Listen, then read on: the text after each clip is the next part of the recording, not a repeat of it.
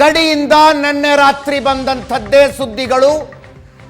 ಜಮ್ಮು ಕಾಶ್ಮೀರದಲ್ಲಿ, ಅದರಲ್ಲೂ ವಿಶೇಷವಾಗಿ ಜಮ್ಮು ಸೆಕ್ಟರ್ನಲ್ಲಿ ಪಾಕಿಸ್ತಾನದಿಂದ ಡ್ರೋನ್ ದಾಳಿಗಳು ಶುರುವಾಗಿದ್ದಾವೆ.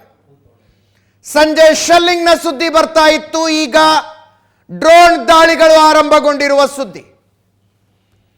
ಇವತ್ತು ಅಧಿಕೃತವಾಗಿ ಭಾರತ ಹೇಳ್ತು, ಸುಮಾರು 400 ಡ್ರೋನ್ಗಳನ್ನು 36 ನಗರಗಳನ್ನು ಟಾರ್ಗೆಟ್ ಮಾಡಿ ಹಾರಿಸ್ತು ಪಾಕಿಸ್ತಾನ ನಿನ್ನೆ ಅಂತ.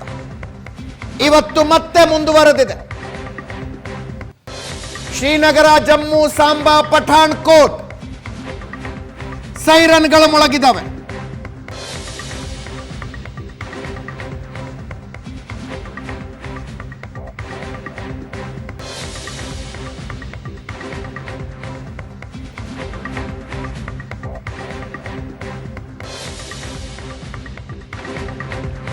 ಸೇನೆ ಮತ್ತೆ ಏರ್ ಡಿಫೆನ್ಸ್ ಸಿಸ್ಟಮ್ ಅನ್ನು ಆಕ್ಟಿವೇಟ್ ಮಾಡಿದೆ.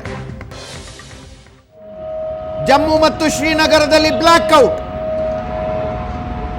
ಈಗ ಬರ್ತಾ ಇರುವ ದೃಶ್ಯಗಳನ್ನು ನೋಡ್ತಾ ಇದ್ದೀರಿ.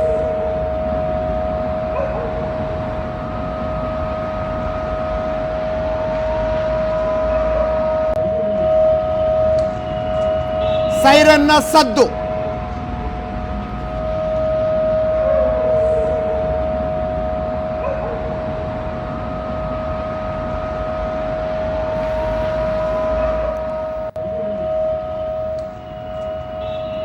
ಜಮ್ಮು ಮತ್ತು ಶ್ರೀನಗರದಲ್ಲಿ ಸೈರನ್ಗಳ ಮೊಳಗಿದ್ದಾವೆ. ಪಠಾಣ್ ಕೋಟ್ನ 5 ಕಡೆ ಸ್ಫೋಟದ ಸದ್ದು ಕೇಳಿ ಬಂದಿದೆ. ಪಠಾಣ್ ಕೋಟ್ನ 5 ಕಡೆ ಸ್ಫೋಟದ ಸದ್ದು ಅಂದ್ರೆ ಪಾಕಿಸ್ತಾನದ ಡ್ರೋನ್ಗಳು ಭಾರತಕ್ಕೆ ಅಪ್ಪಳಿಸಿ ಬಿಟ್ವಾ? We can't say. ಸ್ಫೋಟದ ಸದ್ದು ಭಾರತದ ಕಡೆಯಿಂದ ಪ್ರತಿದಾಳಿ ಆದಾಗಲೂ ಕೇಳಿಸುತ್ತೆ, ಆಕಾಶದಲ್ಲಿ ಅವರ ಡ್ರೋನ್ಗಳನ್ನು ಹೊಡೆದು ಹಾಕಿದಾಗಲೂ ಕೇಳಿಸುತ್ತೆ.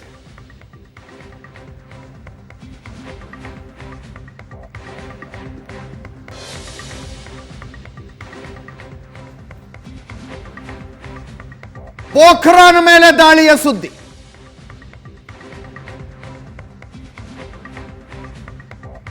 ರಾಜಸ್ಥಾನದಲ್ಲೂ ಕೂಡ ಶೆಲ್ಲಿಂಗ್ ಆಗ್ತಾ ಇದೆ.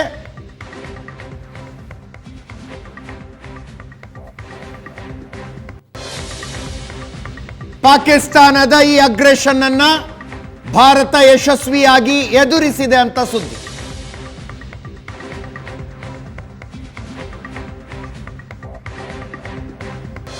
ಕತ್ತಲಾಗ್ತಾ ಇದ್ದಂತೆ ಮತ್ತೆ ಪಾಕಿಸ್ತಾನದ ಕಡೆಯಿಂದ ಶೆಲ್ಲಿಂಗ್, ಡ್ರೋನ್ ದಾಳಿ, ಕ್ಷಿಪಣಿ ದಾಳಿ.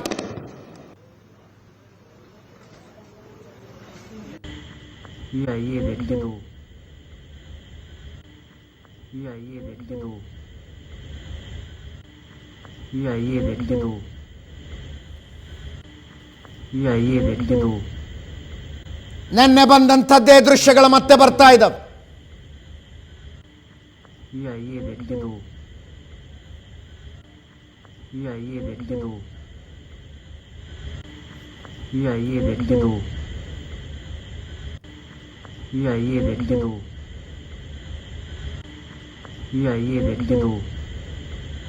ಮತ್ತೆ ಪಾಕಿಸ್ತಾನ ಯಥಾ ರೀತಿ ಅಗ್ರೆಷನ್ ಅನ್ನು ತೋರಿಸ್ತಾ ಇದೆ.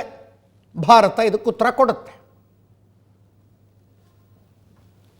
7 ಕಡೆಗಳಲ್ಲಿ ಡ್ರೋನ್ ದಾಳಿಯನ್ನು ಪಾಕಿಸ್ತಾನ ಆರಂಭಿಸಿದ ಮಾಹಿತಿ.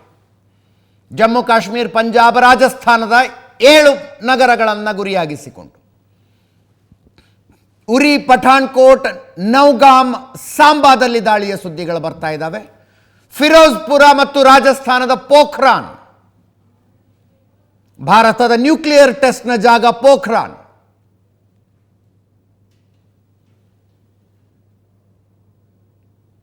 ಏರ್ ಡಿಫೆನ್ಸ್ ಸಿಸ್ಟಮ್ ಇವೆಲ್ಲ ಕ್ಷಿಪಣಿಗಳನ್ನು ಧ್ವಂಸಗೊಳಿಸಿದೆ ಅನ್ನುವ ಸುದ್ದಿ.